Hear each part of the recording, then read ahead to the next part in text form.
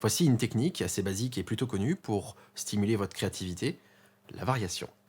Cette vidéo fait partie d'une série de vidéos courtes et informelles pour vous partager une pensée sans prétention qui, je l'espère, va vous apporter un petit peu plus d'inspiration ou de motivation pour créer vos prochaines musiques. La variation, ça consiste en fait à créer plein de petites modifications sur une idée en repartant à chaque fois, après chaque nouvelle modification, de l'idée de base. On fait des déclinaisons quelque part. C'est une manière d'explorer des solutions voisines d'une idée et qui progressivement s'éloigneront de plus en plus de l'idée de base. Et faire varier une idée, ça permet d'expérimenter sur tous les aspects de l'idée de base. C'est la méthode par excellence pour trouver des idées qui ne sont pas stéréotypées. Des exemples de variations que vous pouvez utiliser, vous pouvez faire des variations de rythme par exemple, en répétant certaines formules rythmiques à l'intérieur d'un motif, en modifiant la longueur des notes, en décalant les rythmes sur différents temps de la mesure, en y ajoutant une levée, une anacrouse, en changeant la métrique, pourquoi pas passer de 4-4 en 3-4 par exemple, ou alors un temps de 2 croches en triolet, avec des variations de mélodie, par changement de degré, par l'ajout de notes de passage,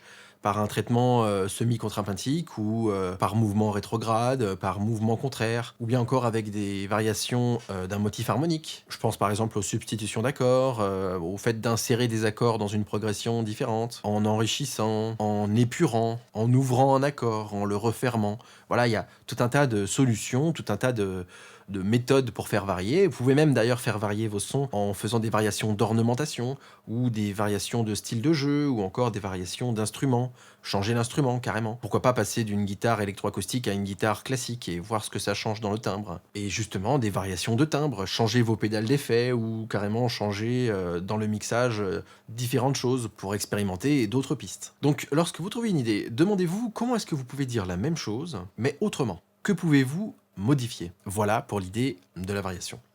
Dans cette petite capsule vidéo, on a parlé d'un aspect précis de la composition. Mais j'ai une question qui fait mal. Concrètement, combien de compositions avez-vous créées et achevées au cours des 12 derniers mois?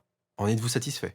Beaucoup de musiciens raffolent de petits tutos, techniques ou astuces, sans s'apercevoir qu'ils rencontrent un problème plus profond, une vraie difficulté à trouver de bonnes idées musicales et à aller au bout de leur projet. Si vous n'êtes pas satisfait de vos créations cette année, c'est très probablement votre cas aussi. Alors pour vous donner un petit coup de pouce, j'ai mis en place un cours en ligne gratuit qui vous aide à passer de musicien amateur à compositeur inventif. Si tout ça vous parle, allez voir ce cours maintenant, le lien est en description. À plus.